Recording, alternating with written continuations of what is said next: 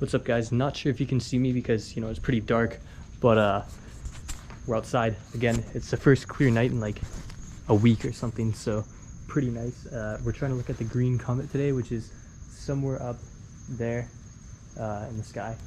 And yeah, it's called C2022E3, and it's not really visible with your eye, at least here, because, you know, it's pretty light polluted where I live, and it's a pretty dim comet. But through this thing, we probably will be able to get some detail and maybe even take a picture. So yeah, we'll see what happens.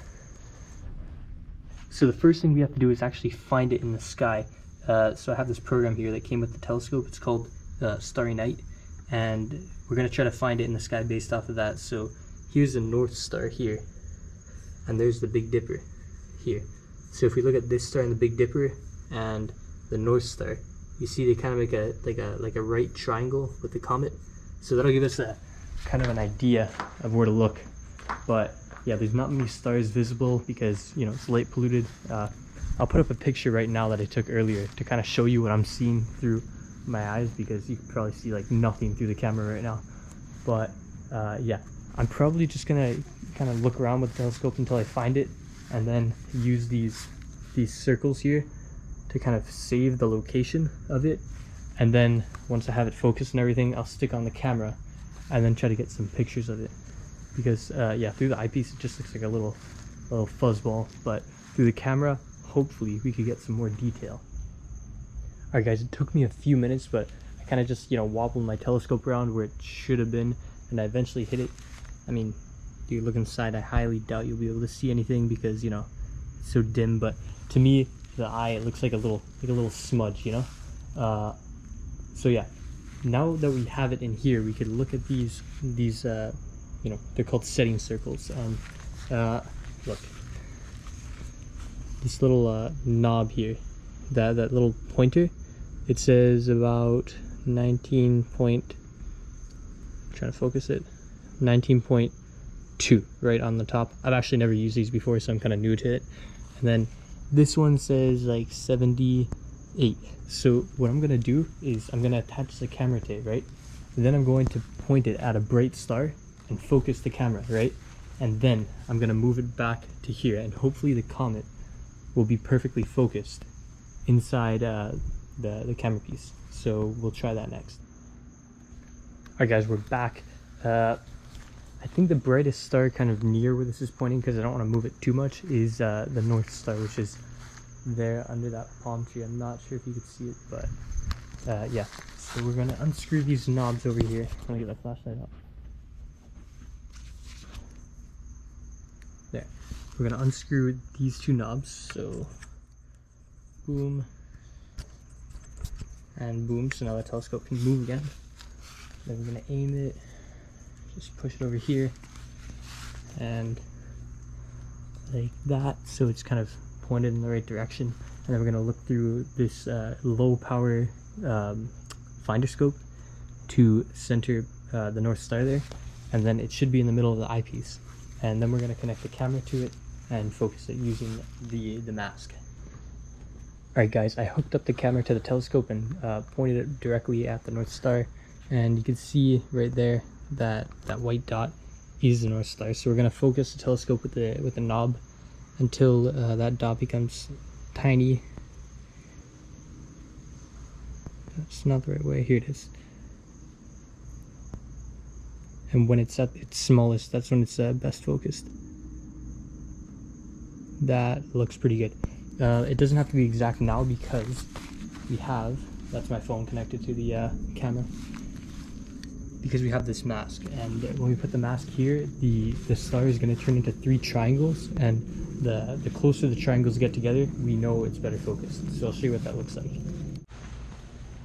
Alright guys, I just put the mask on the telescope, made of a paper plate, just put it on the end like that, and now the star, the North Star, looks like this, 3 triangles, but as we turn the focusing knob,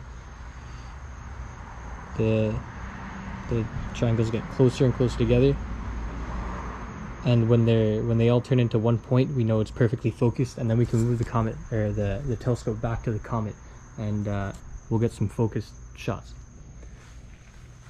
Alright guys, now that it's perfectly focused, what I'm going to try to do is loosen these knobs here and get these numbers right back to where they were before we moved the telescope, and we should be right back onto the comet, maybe a bit off because it moves through the sky as time goes on. So yeah, we'll do that now. Loosen this knob and this knob, and yeah, I'm gonna twist this back. I kind of need two hands, so I'll just cut to when I finish. Alright, so I moved the knobs back to where they were before. I mean, my hands aren't completely accurate, so it's probably not in the camera frame, but there's only one way for us to find out, and that's by taking a test shot. So boom.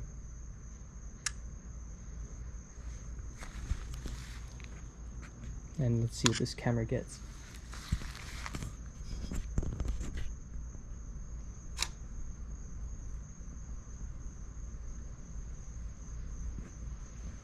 Alright, there is the picture that the camera took, and unfortunately the comet, if it would focus, let me turn the brightness down so you guys can see,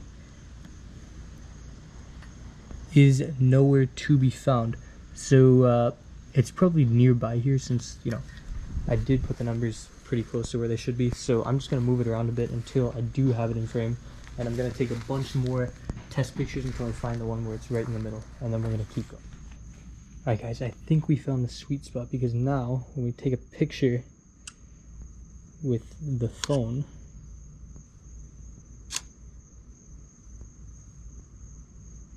we get a little fuzzy spot down here. You can see it's not like a star. It has like a little cloud around it, and that is the comet.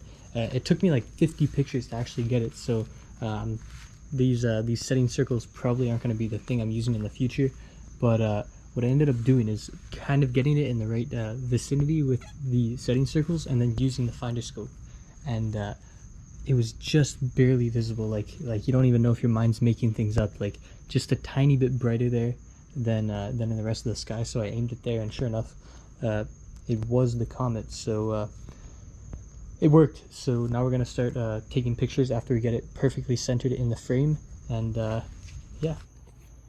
Alright guys, I'm on my phone now because the GoPro died again, but I got good news. The comet is centered, and I also have bad news. There are clouds coming in, and it might just ruin this first, you know, good evening of the whole week. So we got to take these pictures fast. But bad news number 3 is that the camera card is full because we took so many pictures trying to, you know, find the comet. So I have to go erase those pictures, plug it back in, and then just bang out as many pictures as I possibly can so we can stack them tomorrow. But yeah, I gotta do this fast because the clouds are coming in and we will not be able to see anything after that. Alright guys, a little status update. The clouds are currently completely covering the comet, or you know, where it is in the sky, but it looks like there's a big clear area behind it. It's not gonna last forever, maybe like, I don't know, 5 minutes. So we're gonna try to get our shots during that window. I did take a few kind of like practice shots to kind of see what we can expect, and it's not looking too promising. It still kind of looks like a hazy ball through the camera, but after we stack them, we might be able to get a bit better resolution, and hopefully we'll see, you know, the green color of the comet, and we'll also see which direction the tail is going, which would be pretty cool. So that's kind of our goal as of right now, once these clouds pass, which you can't see because, you know, it's too dark. Alright guys, I finished taking like 20 or 30 pictures, but we did have a small problem. There's a palm tree up there. I'll try shining the light on it. Not sure if you can see that, but yeah, there's a palm tree up there, and the comet started to set right behind one of its leaves. So a lot of my shots have like a big black shadow in the side of them.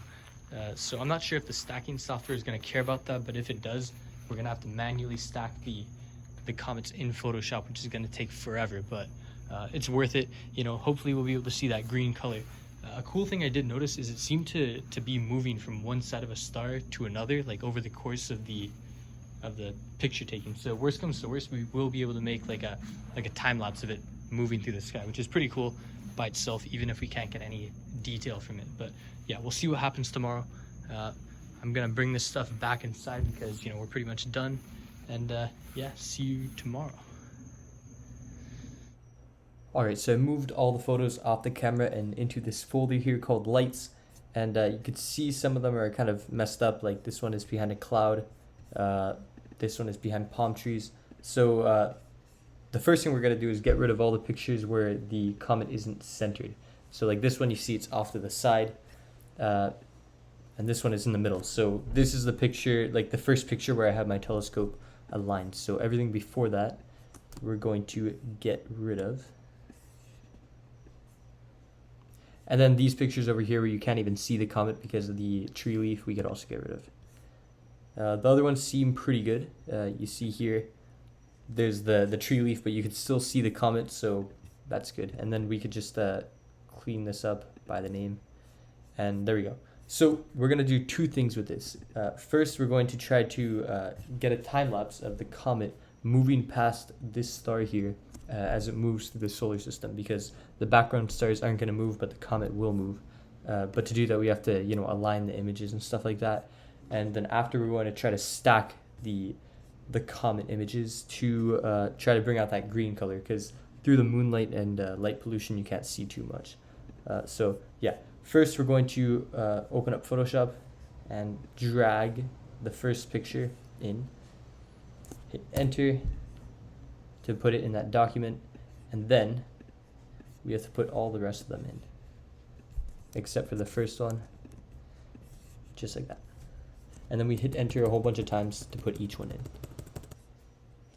All right, now that all the photos are in, we're going to select everything but the last one and make the opacity 50%, and then uncheck all of them again except for the last one. So here we go.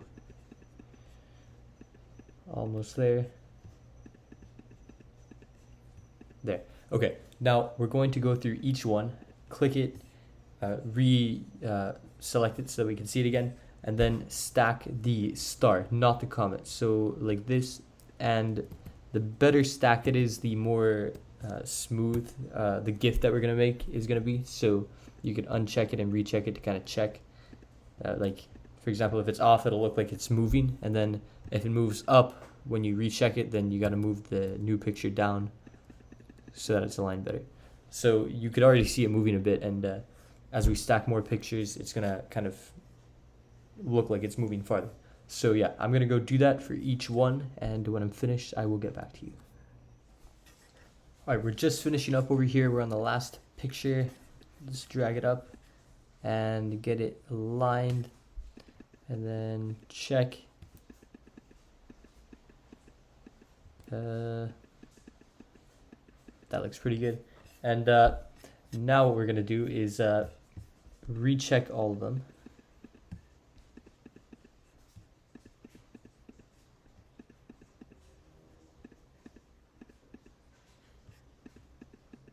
Like that, and then make the opacity of everything 100%. All right, now you can see that you can see the images stacked on top of each other. Like this one's on top, and here it looks a bit weird. So we're just gonna crop all of that out. So take your cropping tool, just use the original ratio, and crop it like, I'd say this is pretty good.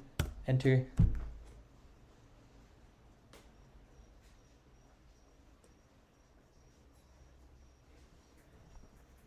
All right, and now that that's done, we're going to export over here, layers to files. Let's make a new folder called, let's see, I guess time-lapse. Create, open it, whoops. We're gonna export them as JPEGs this time. Quality, I just put it at like 8 because it doesn't have to be super high. Actually, I'll do 12 so we could use it. Actually, no, 8. There. Okay, and then hit run. And it's gonna work through each layer and export it as a separate JPEG, and then we can load that into a website that will stack them into a GIF. But you can see there we had a problem. You see we started to see the white on the side, so we have to restart. Like that white there, we don't want that. So we have to crop it more. So let's take our time-lapse folder over here and delete it. and try again. We have to crop it more like that.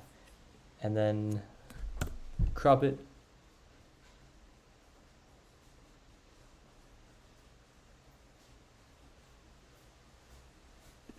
And then try it again. Export layers to files. Make that new folder again, called time-lapse. Run. All right, hopefully you don't have that same problem. They look good so far.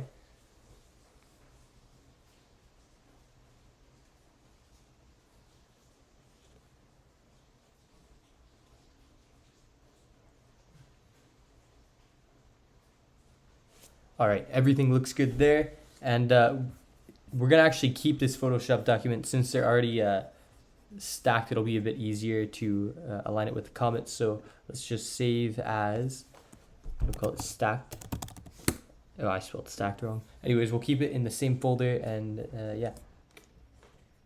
All right, so we have our folder full of all the aligned images, and now all we have to do is turn them into a GIF so that it kind of plays like a video in front of us. So you could just do that online. I like this one called image to GIF converter on image flip, and that one. And then we upload images, and we have our time-lapse folder open here. Just select all of them, open. And there's the preview of the GIF, and you could already see the comet moving through relative to the background stars. And here we could edit it. We could change the delay to make it faster or slower. Like now it's really slow. That's even slower. And then this is like too fast. So I'd say a good number is maybe, let's see what 100 looks like. I think 100 looks pretty good. So let's generate.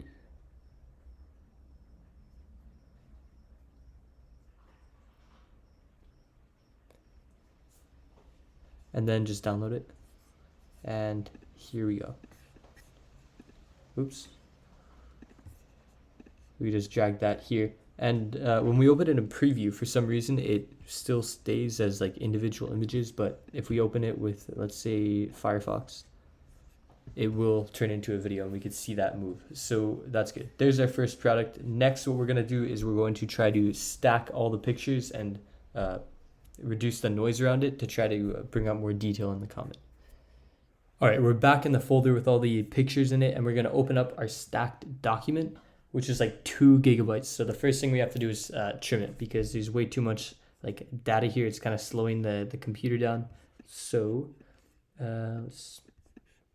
something like that, and then enter to trim it, and it's loading. All right, almost there. And yeah, just getting rid of all those extra pixels just makes everything smoother with the computer. And the next step is to uncheck all of these. And then we're gonna stack the pictures relative to the comet instead of the stars. And I'll show you what that means in a second. Almost there. There we go. Now select just that one picture. We have 2 checked, so select the one on top of the background, and then select the move tool. All right. Now, if we check and uncheck this, you see how the comet seems to move? What we have to do is make it so that the comet doesn't seem to move and the stars seem to move. So you can see it move there, and it seems to move up and to the left when we check the box. So we have to move this picture down and to the right. And it's less severe now, the movement, but we have to get it to nothing. So when we check it, it seems to move a bit to the left. So let's move it right more. Even better. Maybe up a bit.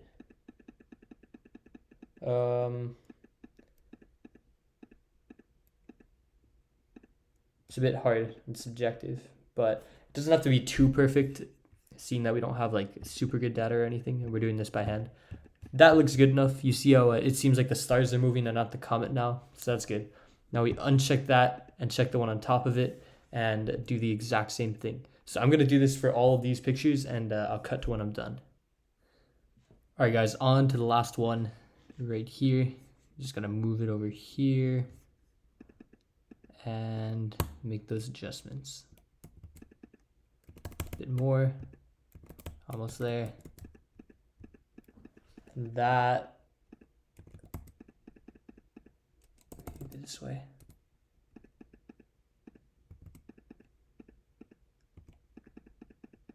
Okay, this looks pretty good.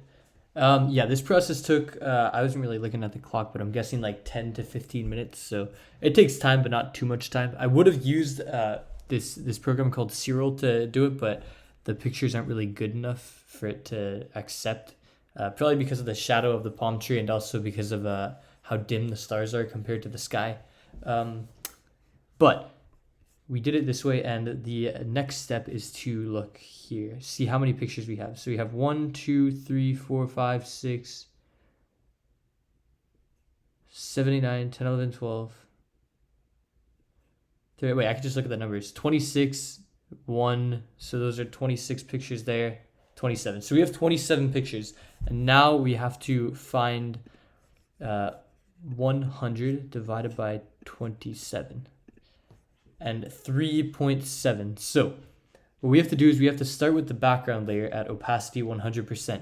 And then for each one, we have to decrease it by 3.7. So 100 minus 3.7, 96.3. And then we just have to round to the nearest whole number because Photoshop won't take decimals. So make that a bit smaller. Whoops. Okay, here we go. So this one should be 96, and this is the fun part because each time you do it, you slowly get a better and better picture. So 93, whoops, 88 or 89. Okay, we're at the end, but I think I messed up the math because this is 15, so this one should be 11. But the problem is if we actually divided it right, this one should be 3.7 or like around there at least. So I think the problem is because we took out some pictures, so there's not actually 27 here. So let's see. Yeah, we took out 10 and 11. And that messed up that. So let's just count the number of pictures we have. We have 1, 2, 3, 4, 5, 6, 7, 8, 9, 10, 11, 12, 13, 14, 15, 16, 17, 18, 19, 20, 21, 22, 23, 24, 25. Okay, so instead of going down 3.7, we really should have been going down 4. So we could just do that in our head though. So 96, oops, 92, 88, 16, moment of truth, we're almost there, 12, 8, 4. And there is the result. And I'd say it looks pretty good because look, if we make this 100, this is what one frame looked like. Then we make it 4, and you can see how much less grainy it is. And even though you can't really see much more than you could otherwise, we can change that by using curves and levels and like adjustments in Photoshop that kind of add more graininess and noise, but in return you kind of get more detail on it. So we're going to do that next. Okay, here we go. We're going to get rid of the calculator, make this bigger. And now, actually first we should probably crop it a bit more. Oh, that's taking some. Cool. And you could see that the stars seem kind of like streaks instead of stars, and that's because they're like each picture it's in a slightly different position, and then when we average out the pictures, which is what we did here, it turns into a line. But anyways, let's start off by setting the black point. So new adjustment layers, we're gonna go to threshold here. And yeah, I basically learned all this from a tutorial by Astro Backyard, but it's like an hour long, and I didn't watch the whole thing, I'll be honest. Because his like pictures are a lot better than mine, so you can kind of do more with them. So I only watched the first few minutes, but here's what I've been doing. You find a spot that's black. Actually, let's try over here. And okay, let's see if we do more. And this filter basically tells you which parts of the area are blackest, and over here looks pretty good. So we're gonna select that, and then now we can see the amount of red, blue, and green here. And basically what we're going to do is we're going to set all these equal, and that way we could kind of cancel out the color of the sky glow from the city. So now that we have that location set, we can get rid of this, and that point still stays there. Yeah, so let's go to image. No, layer. New adjustment layer. Actually, I'm going to put this in a slightly different spot. Let's go to threshold again. Here. I'm thinking we should move it farther away. Like here, let's say. And then delete this. And the reason I did that is because it does seem darker here than here. And that means that we should probably set the black point to what it is over here. So basically what we're going to do is we're going to turn this background color here into black, and then that should make all the colors like what it really looks like in space. So we're gonna make an adjustment layers and make some levels. So for red, let's bring everything down to I think you used 20 in the tutorial, so let's go for 20 there. Wait, yeah, let's make it, wait, yeah, 20 like there. 19, it's close enough. Green, bring it down to 19, and blue, bring it to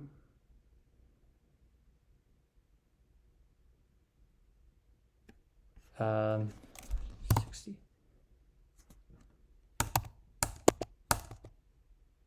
Okay, good enough. And yeah, it's already starting to look a bit green, but we're going to bring out that color a bit more. The next layer we're going to put is a curves layer. So curves. And like I said in my last video, I kind of still don't know how curves work, but I just learned that you kind of mess around with them and get a result. So let's try that. And you can see here what I'm doing. By making it brighter, I'm introducing more noise, which is why it was important to get rid of all that noise by stacking all these things.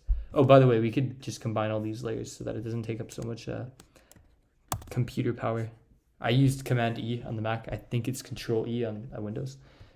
So let's move this around until we get a result we like. I think this is probably what we're going for. So we can make a stamp of every layer under these by doing Shift, Option, Command E. And there we go.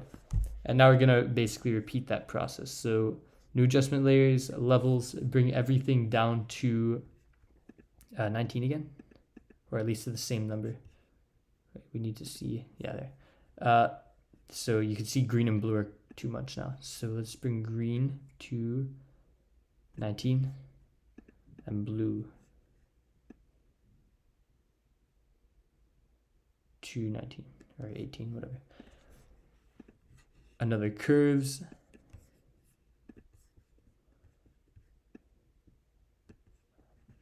And yeah, you see we're not getting too much from this because, again, bad sky, only a few pictures, but not too bad if we do this. That makes it look strange.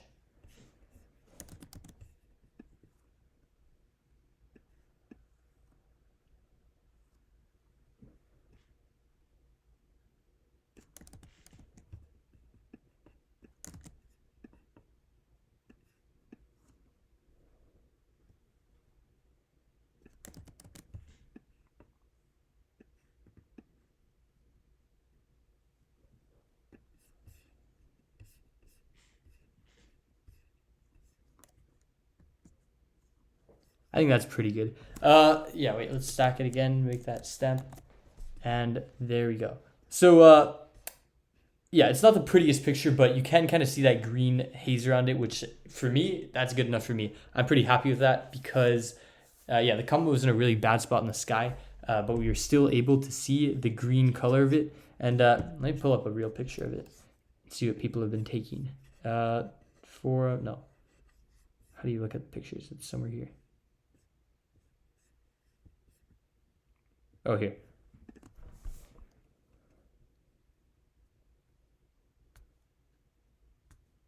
yeah, this is what people are taking of it. It's like that core of it and then that hazy ball around it.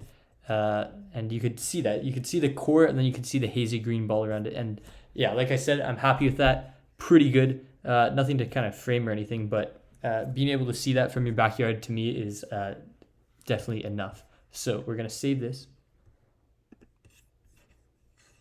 Let's call it green because it's green.